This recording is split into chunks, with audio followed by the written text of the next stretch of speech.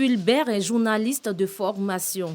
Contre toute attente, en décembre dernier, il décide de se lancer dans la transformation du cacao en chocolat. Un chocolat made in Côte d'Ivoire à base de produits bio pour inviter les populations ivoiriennes à consommer le chocolat local. J'ai lancé un appel pour dire comme ça que si les Ivoiriens se mettaient ensemble pour transformer le cacao qui est le produit, son produit phare. Et c'est comme ça est né l'Ivoirien de chocolaterie avec un appel à fond. De Bonoa à Abidjan, où se trouve l'unité de transformation, Fulbert produit en moyenne 10 kg de chocolat par jour. À Bonoa, nous achetons les fèves, les fèves brutes avec les coopératives de producteurs et nous les torréfions. Quand on torréfie, on a ça parce que ça, ce sont des fèves que nous travaillons aussi qui sont torréfiées. Donc on a les fèves torréfiées. Après la torréfaction, nous passons au broyage. La particularité de ce chocolat local, la diversité de ses saveurs. Aujourd'hui, Fulbert, en plus des autres saveurs, propose un chocolat au gingembre. La transformation dure 10 à 15 minutes. Nous avons décidé de travailler et de donner un goût particulier et une façon, un savoir-faire à l'ivoirienne.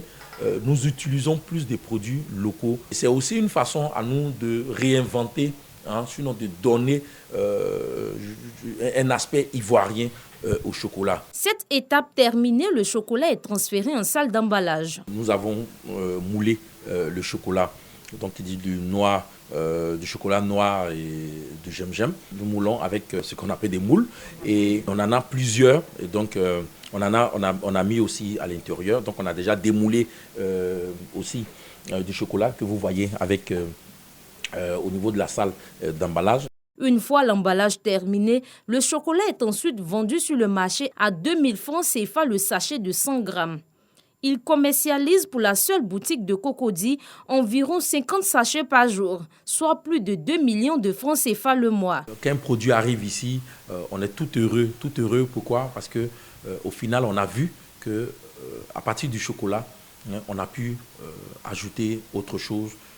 Comme un peu de coco ou un peu de gingembre ou un peu de petit cola ou un peu de piment. Ce chocolat local, apprécié par les Ivoiriens, est un produit qui sort de l'ordinaire selon certains clients. C'est du chocolat local et je préfère plus ce chocolat-là qui contient du petit cola qui fait beaucoup de bien aux hommes. Je viens régulièrement ici consommer le chocolat parce que c'est du chocolat qui est très bon, qui est fait par un Ivoirien et il faut vraiment faire la promotion des produits faits en Côte d'Ivoire. À l'occasion de la Journée mondiale du cacao et du chocolat, célébrée chaque 1er octobre, le chocolatier invite les populations à consommer le chocolat local. C'est réjouissant de savoir qu'il y a une journée qui est consacrée au secteur du cacao et du chocolat. C'est au travers des difficultés qu'est née l'Ivoirienne de chocolaterie. On veut pallier ces difficultés en transformant sur place et en consommant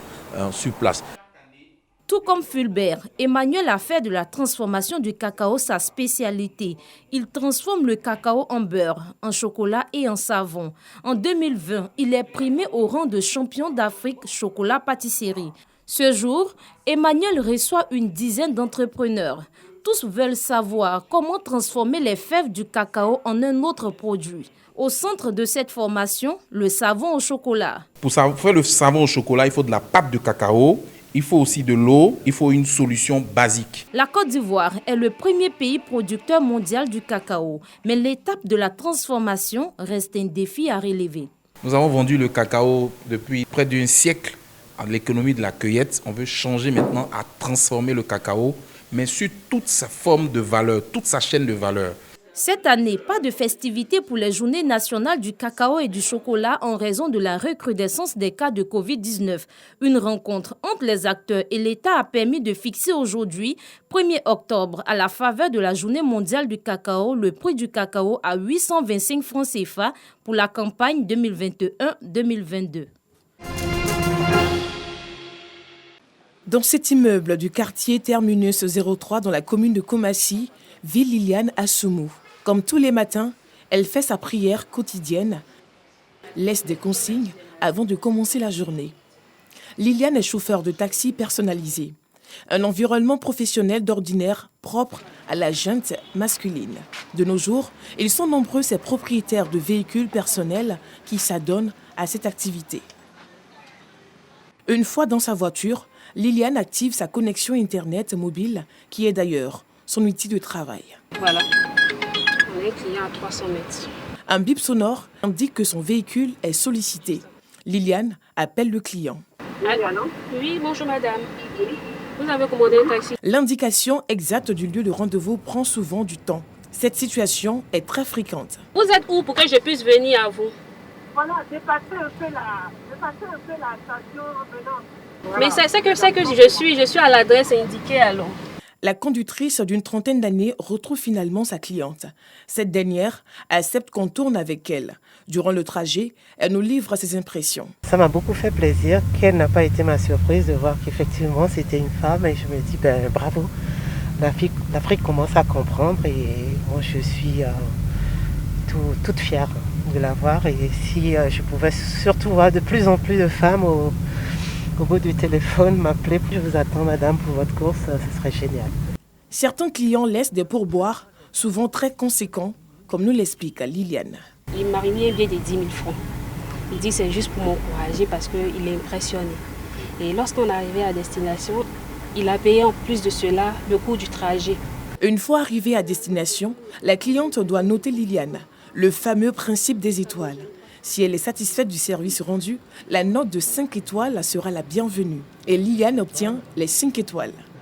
Le trajet coûtera 1000 francs CFA, une facture très basse selon nous, mais pas pour le kilométrage intégré au GPS. C'est l'application qui fixe directement le prix.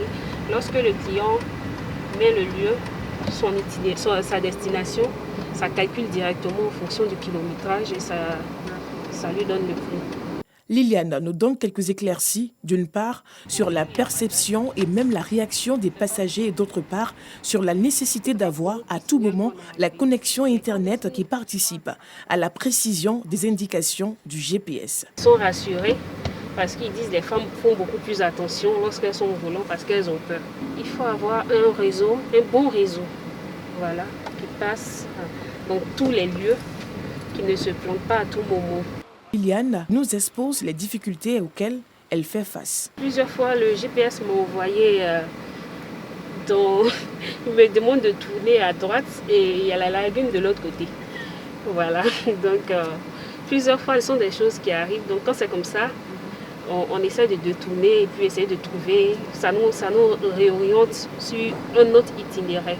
Il y a certains clients, quand ils appellent, ils te demandent, sans même te dire bonjour, oui, le véhicule est climatisé, non? S'il n'y a pas climatisé, ce n'est pas la peine que tu viennes. Il y a des clients aussi qui montent, ils ne disent pas bonjour, ils sont assis. Madame, s'il vous plaît, vous pouvez diminuer la musique, quelles sont ces manières, tout ça. Il y a des clients vraiment désagréables. 12h30, c'est l'heure de la pause. Notre hôte nous conduit à sa source de motivation. Son époux, avec qui elle déjeune tous les midis pratiquement. Généralement, je fais tout dans le secteur à midi, entre 11h45 midi, parce que c'est un peu comme une coutume pour lui. On se rencontre, on mange, ça me motive davantage, ça me galvanise avec ses encouragements et tout. Mais ce n'est pas chaque jour. Après le déjeuner, la journée reprend de plus belle.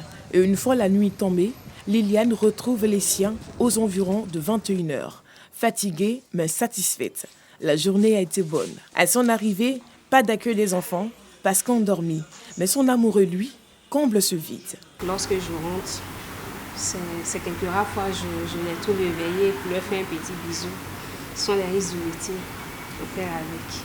Le couple parle du bien fondé de cette activité, au point où l'époux s'y adonne à cœur joie les week-ends. Ma femme fait l'activité et par moment il faut aller voir la réalité du terrain. C'est pour ça que les samedis, souvent, je prends la relève, voilà, pour voir comment l'activité se comporte. Certes, un métier juteux, mais que Liliane devra abandonner à un moment donné. Elle va devoir arrêter parce qu'elle ne va pas éterniser dans l'activité. Vous voyez, arrivé à un certain moment, elle prend du recul et puis elle a un regard sur l'activité. Liliane se retrouve des fois avec des recettes journalières allant de 25 000 francs CFA à 40 000 francs CFA. À long et à court terme, Liliane Assoumou, infatigable entreprenante, vise grand. Je me donne 6 mois pour voir peut-être, si Dieu le veut, Dieu voulant, voilà, m'acquérir 2 autres véhicules. Et là, c'est parce qu'il y a 3 mois, je ne maîtrise pas correctement le terrain. Mais je pense que dans 2 ou 3 mois, c'est pour ça que je me suis donné un objectif à court terme. Voilà, dans 2 ou 3 mois, ça sera encore plus. Le rêve de Liliane, voir les femmes de plus en plus indépendantes.